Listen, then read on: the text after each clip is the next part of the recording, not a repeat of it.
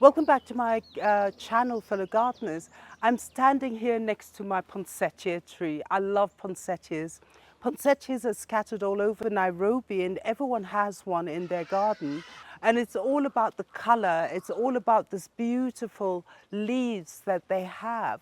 I'm going to show you how to propagate it so you too can have one in your garden. My name is Alice and I'm the Red Soil Gardener.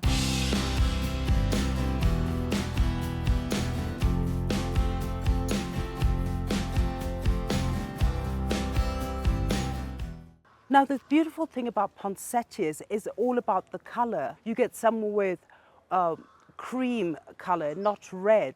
You get yellow and you get all these amazing colors. Now, what I didn't realize is that basically these are just leaves, they're bracts. And it's not part of the, it is not the flower. The flower is this yellow bit that is in the center. That is where the flower is. And the beautiful thing about poinsettias, they welcome pollinators and they do go in here and they pollinate the plant, and then suddenly these leaves will fall off and basically the plant is pollinated. So we thank our pollinators. The other thing about poinsettias is that basically they originate, or let's say native, to Mexico and Central America.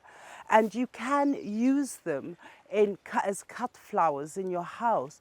But the biggest thing that everyone does know poinsettia for is for Christmas, because that's when all these potted poinsettias come out at Christmas, and we use them for decorating our tables and our sitting room areas. However, here in Africa, in Nairobi, we do plant them in the garden, and some people do have them as houseplant. So let's learn how to propagate this plant so you too can learn. And if you do have a bush like this or a shrub like this, you can make many cuttings. So let's get on with it. So what we need to do with this particular one is, because I do have another one, which we'll also take a cutting from, is I'm just looking to see where I can get a branch with a node. And as you know, we cut it 45 degrees, and I do have a node and I have another node, so I'll use this one. Let's hop over to the other area and we'll look also for a plant with a node. Now here, as you see, this red one here is another poinsettia.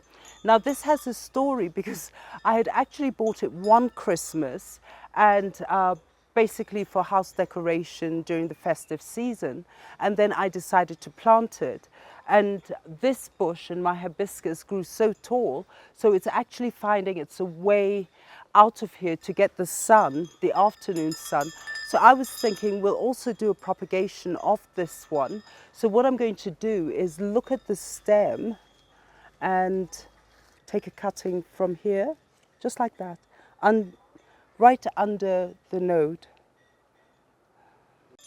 And I will take this one. Okay, so what we have is, we have 3 cuttings. As you notice is that with the poinsettia, it does have a milky sap. Now the thing about the milky sap, it is an irritant, so don't touch it, put it onto your skin or even touch your eyes. But other than that, it is not as bad as other saps, but I would still wear gloves. So come with me. Let's look at the requirements for poinsettias. The thing about poinsettias, what I have down there, I think it's doing quite well in partial sun, and that's where I would really like to have it.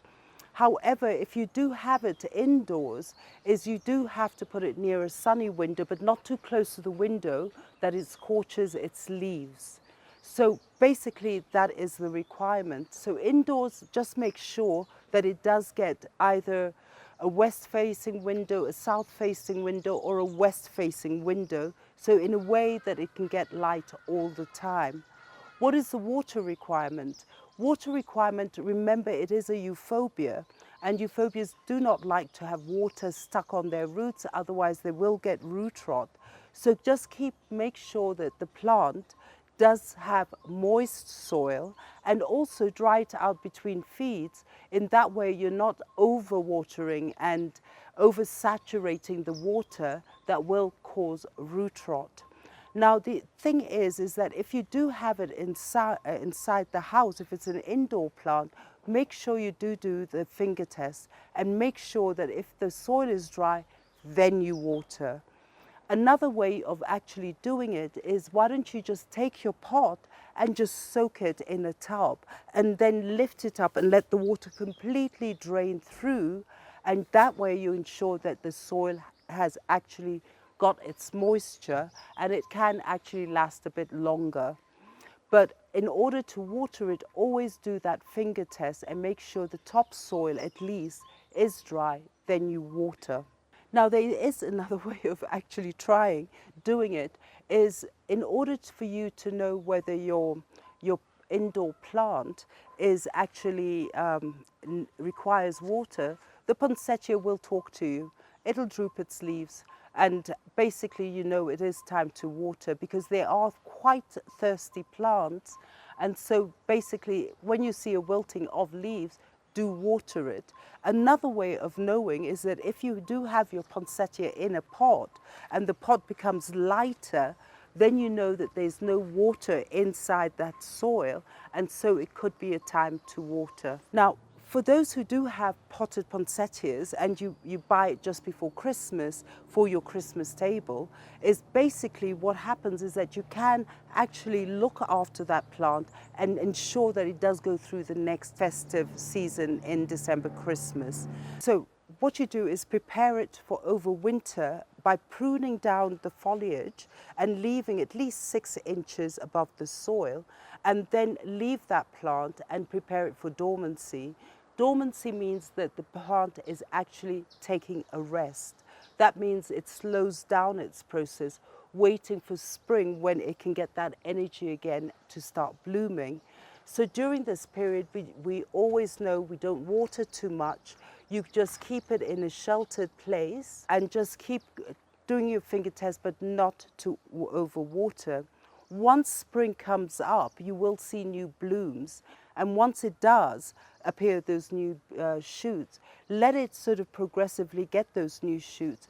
And then somehow, sometime in June, do your pruning again, or even pinching, which will mean that you're making your plant a bit more bushier, and in order for it to actually sort of fill out. So then, as your plant progresses, again, is you put it in partial sun, or you can actually, depending on which sort of climate you have, you can actually plant it in the ground. But if you do have a potted plant and you want to prepare it for the next festive season next year, about September, what you need to do is actually take your plant and cover it.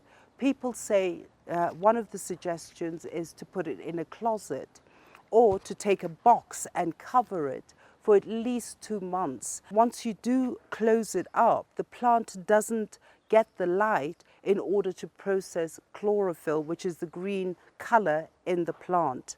Now what happens is, because of the lack of chlorophyll, is that these little leaves, which we know that the bracts, actually start getting its color.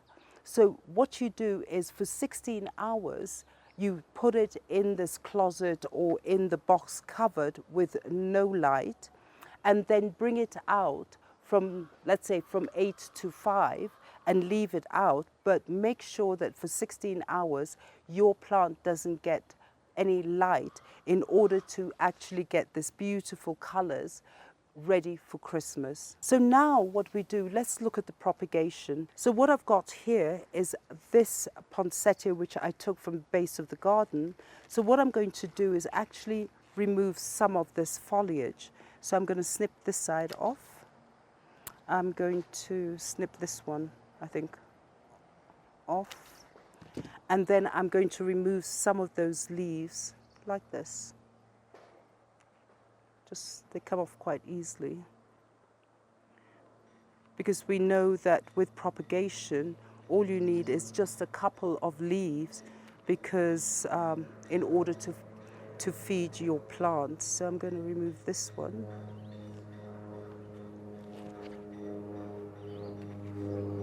Remove that one. Remove that one. remove that one. I think I'm going to just leave it like that. So what I've done is I've removed leaves and only left a few leaves in order to feed the plant while it's propagating. There is a lot of sap here. I'm just going to rinse it. Here we go. So that is my branch. I've cut it at a 45-degree angle, but I think, as I see, I have one node there. I have another node here. No, I do have a base node, so I'm going to just remove this because it looks like it's going to go into flower. So I have my pot here. So what I'm going to do is slightly water this soil. And remember, what we want to do is actually have it evenly moist, but not soggy. So I'm going to let this water drain through. So basically, I've let the water drain through. I'm just going to pour this rest out, put it here. And all I'll do is I have one node here and another node here. I'm going to put it, these two nodes, I'm going to just submerge it in the soil, just like that. There you go. And then, now I go into my little Christmassy ones. Again, do exactly the same. I'm going to remove some of these foliage. We don't want energy going into those leaves at the moment. And I'm going to remove that one. And you know, the flowers are quite small. I don't want to nip them off. I'm just going to rinse that because of the sap. So here again, I have a node here. I have another node there. I have another node there. So all I'm going to do is, again, with this one, just ensure I submerge all those nodes. And do the same with this one also. Remove that one. Remove this one. Remove this one. And this one. So I'm going to have it like that again. Just rinse it. Some people do use rooting hormone, but I've always found that I don't use rooting hormones, but if it works for you, you can actually do that. So I'm going to submerge that one in. If it does work for you, and it does, the whole point of rooting hormone, it does protect your plant from sort of fungal and bacterial infections, and it does actually stimulate the growth of your rooting. So I've always been used to doing it just in the soil, but I think one day I will try. So here we go again. Let me just remove this one and this one. Okay, I'm going to just rinse it because all the sap. And again, I'm just going to submerge it in the soil like that. So here we have my Poinsettia Propagation, where I took a stem from the mother and basically with two nodes, and the smaller ones do have a bit more nodes, but keeping the soil moist, in direct sun, and basically we wait, and I think within sort of a month and a half I should get some rooting. Now this particular one is actually quite interesting.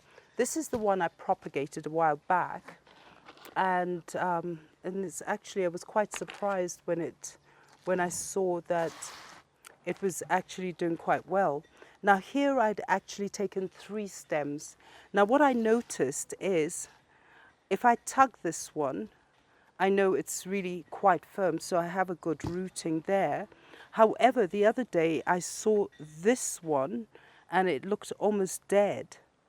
But then I noticed I have rooting coming up. Now this one is another one. Actually, I did four of them, 4 stems. So what I'm going to do is just pull this one out. This one is actually started rooting. These ones were very slow. And also what I noticed is this branch, the top bit, is actually dry. So I'm going to actually look at it and see how to actually see if it does propagate. So I'm going to remove these hard stems like that, and then I'm going to see if it works. Now this is the one which actually has done quite well. So I'm just going to do this.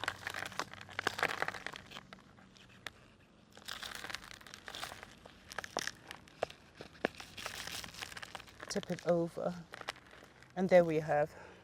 Again, exactly what I did. Took a stem cutting and stuck it in the soil, and I have a rooting there. So what I'm going to do with this one is actually move it into a bigger pot because it seems to be doing well. I'm going to just slightly water this again, like this, and let it drain through so that the soil is moist but not soggy. And always make sure when you're doing a propagation you have drainage holes, because that could actually ruin your propagation. So I'm just going to tip this one back in here. So what I'm going to do with this one, I have my pen, I'm going to make a hole here, like that. And then take this one and really just put it in. Here we go. And just press it for stability so it's not tilting. So, dear little poinsettia has moved from a small pot to a bigger pot, and I'm really, really excited about that because it is a good success story. I was a bit worried. Now with these ones, I'm just going to actually put them back here, the soil in here, and the soil is already moist.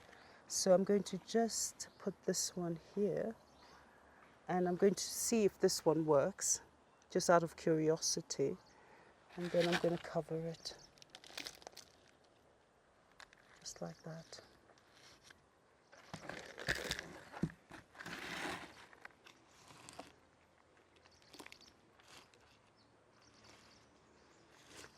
So this one, let me just empty that. So here we have a propagation that's gone very slowly, and I want to see if it does root. Maybe from the node I will get the bract and the flower. Here we have a propagation of my Christmas poinsettia, and we've also have one from the bottom of the garden. I've put it there. So basically that is the way to actually propagate a poinsettia. And so, fellow gardeners, thank you so much for joining me on this channel, on this episode. And do go and get yourself a poinsettia. And if you do get those Christmas poinsettias, just don't throw it away after Christmas. You can actually look after it and also nurture it and have a beautiful poinsettia either planted in the ground or in a pot. The next year, the following year, is once September does come, don't forget to cover it with the box for at least 16 hours, no light, no street lights. And then as your poinsettia now does the leaves from green to red or green to yellow, depending on the variety, once it does actually take that, as soon as Christmas comes up, you can actually lay it on your Christmas table or in your sitting room. So thank you so much, and don't forget to like and share and press that notification button.